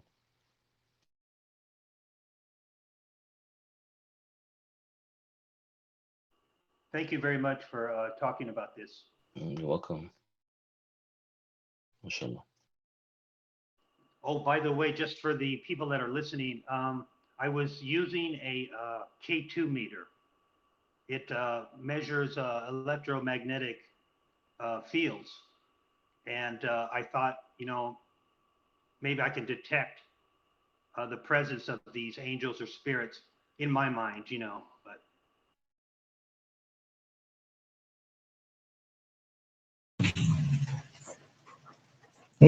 Any success on that? well, actually, I was doing the Quran recital at dawn, and I had a blip on the EMF meter that lasted only about a second, and it was an anomalous. It came into the very lightest or the lowest range EMF that you could pick up. And I don't know if I can make any kind of conclusions on that, but I threw it out there. I think on a post just to see once if anybody else was maybe trying to conduct some experiments or something. I do because I'm trying to prove. I want to prove, and yeah, it might sound kind of redonkulous to be doing that, but I don't know. I just want to say that it's not just the night of destiny, angels are coming and going. Every day, God says they're around you, behind you, on your side, ahead of you. We're surrounded with angels every single day that we don't even know their numbers. So imagine the energy if we were able to, if anything was able to detect that energy, they would be blasting by now. So we cannot, their energy is undetectable. That's what I would think so, because they're, we don't know how many millions, billions of angels are at work at the same time, because they're driving the winds, they're bringing provision, they're doing everything, even safeguarding us. If we're not supposed to stumble upon a rock, like Rashad said, they will move it from, saving you from an accident when it's not supposed to happen, and all that. The activity, and that's each human being has so many guards around them.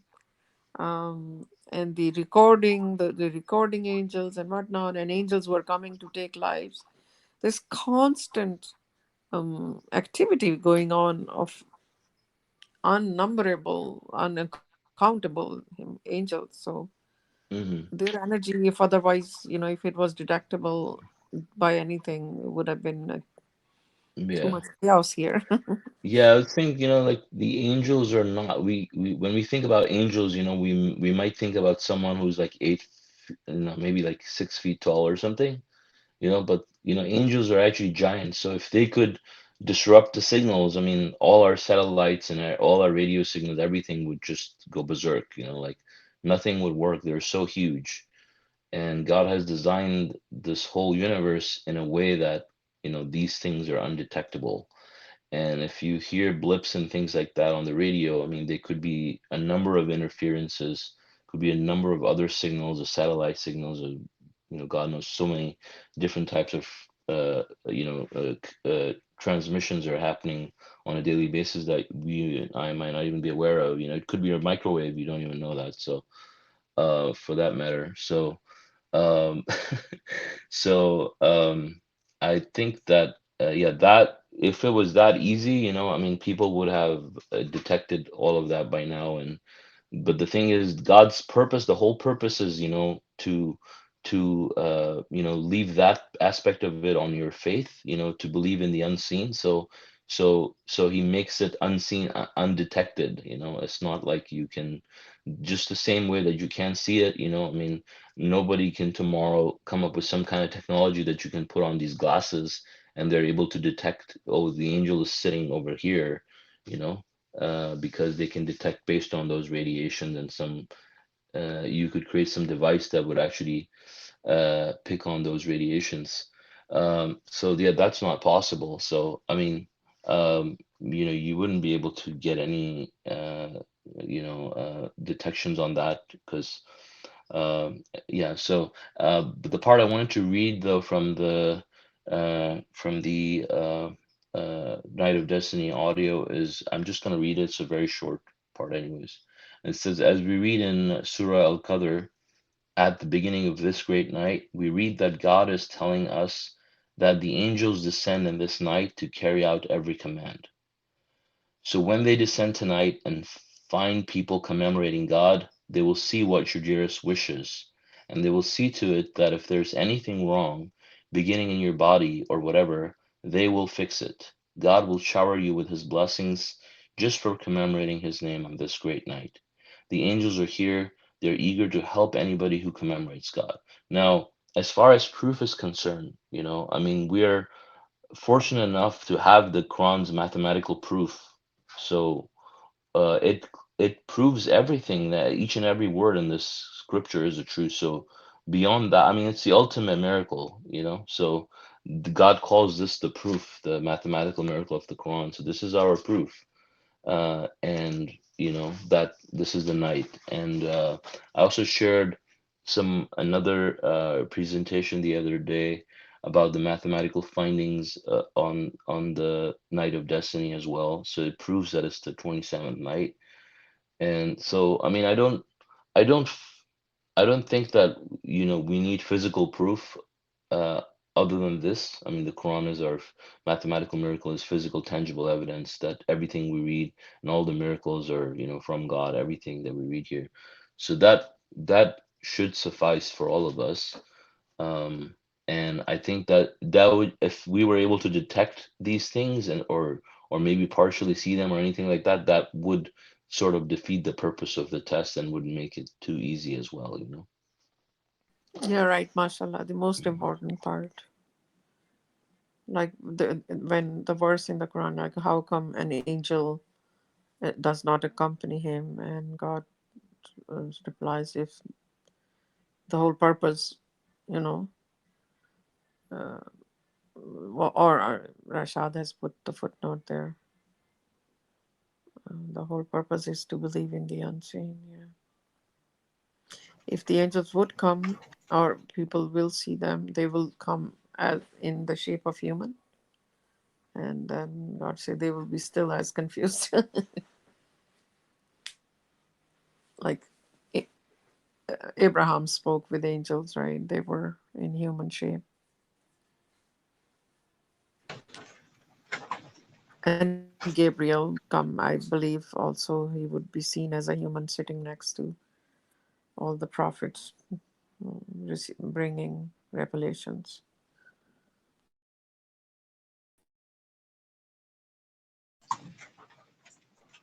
So Yeah. everybody's in agreement that there is extra emphasis on this night. It's almost like a multiplier effect when we observe it correctly.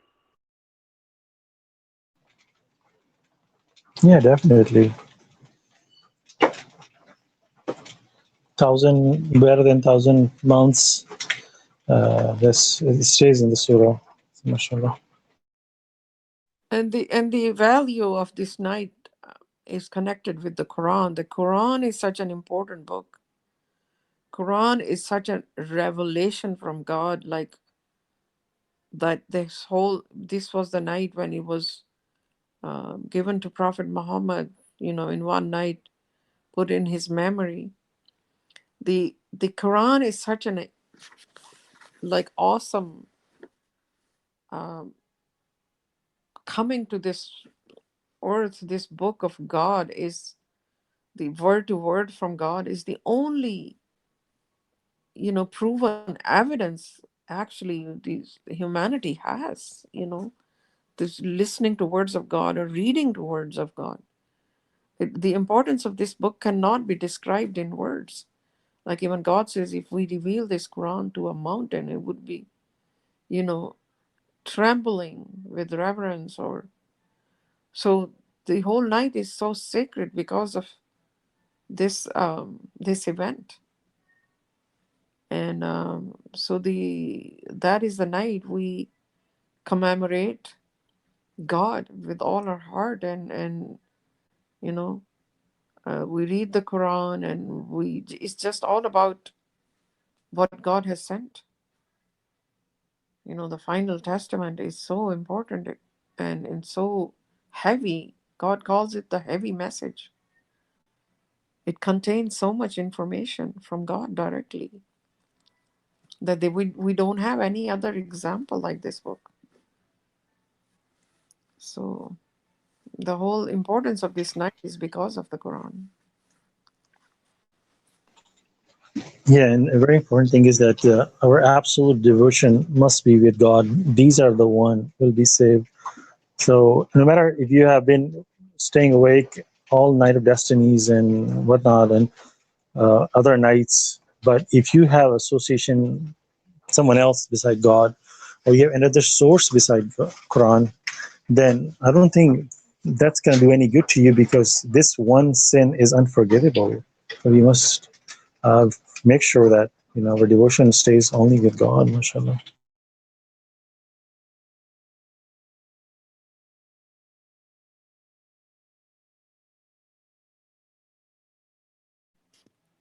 Okay, on that note. One, yeah, sorry, one place, Mr. Covenant even says that they had to put the sign on the outside the masjid in Tucson that happiness is submission to God alone.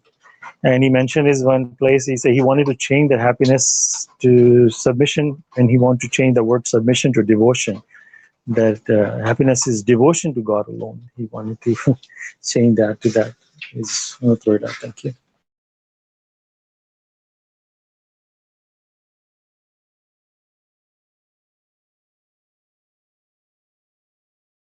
Thank you very much.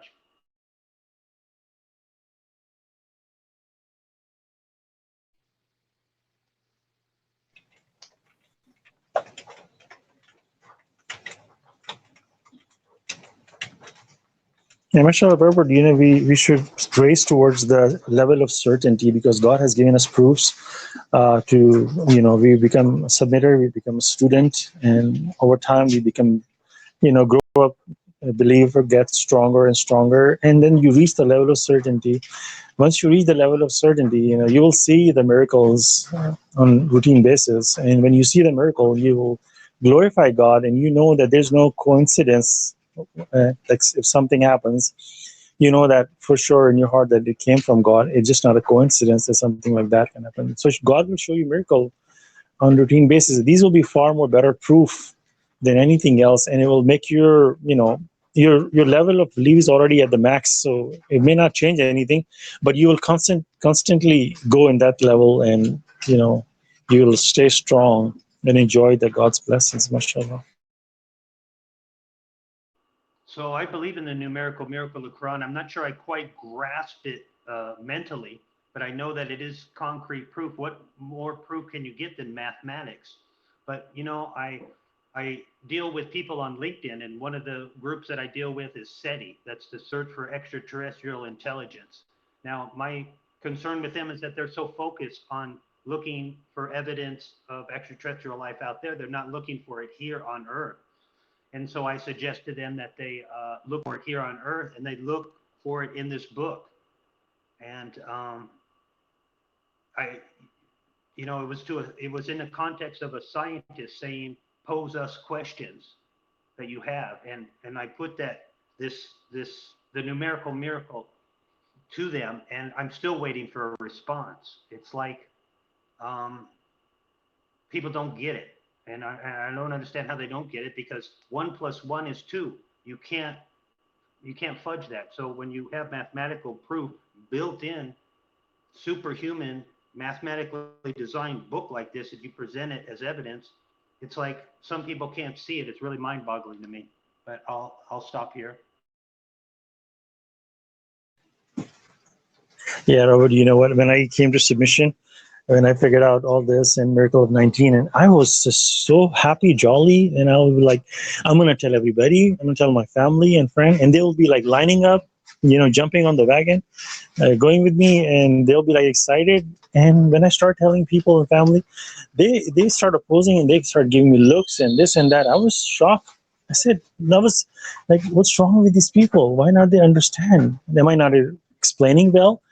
And over time, I went through 4 stages. I don't think I remember right now all the stages, but one by one, I'd be like, I was like first stage, and I was like shocked, like what happened, and then I was like, what's wrong with these people, and different stages, and then I just become the last stage was I become reverence to God, because like shock phase and this phase and that phase, and the last phase was the reverence phase that God, I would like talk to God that if I am here, it's not my ability or anything. This is your blessings, and I can see people are not getting this. I could have been in their place. Who am I to blame or say anything? Because if I'm here, it's not my own goodness. And then you read in the Quran that Abraham, Joseph, they are praying to God that let me die as a submitter, because if these prophets and messengers praying, that who am I? I should be even more humble, and my goal should be more focused that I leave this world as a submitter, because anything can go wrong at any time. In our Jummah prayer, one of the very good, strong submitter who's been submitter for like 15 years maybe, and we used to talk, and one day he just left submission, and that was a shock of life for me. How come this person will leave? We will discuss deep matters or something, like one of you, like I see good, strong submitters, and one of you just leave, and it would be a shock to me. And when he left, at that time, I became even more humble. That what guarantee do I have that I will leave this? So this attitude of humbleness and repenting and just glorifying God and just striving and striving. Uh, we should keep that kind of attitude in ourselves. Masha Allah. Thank you.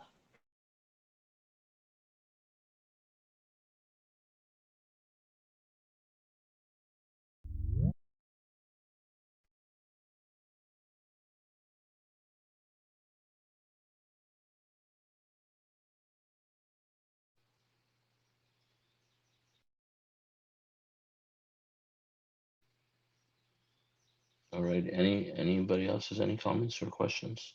If not, we can end the broadcast. What do you guys think?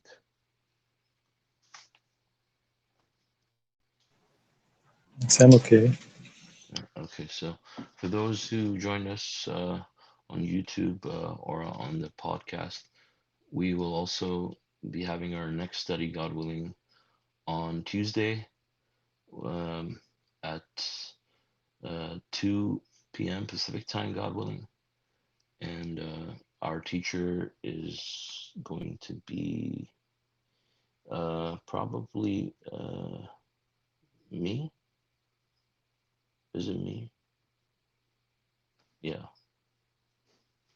Okay. So thank you and God bless you all.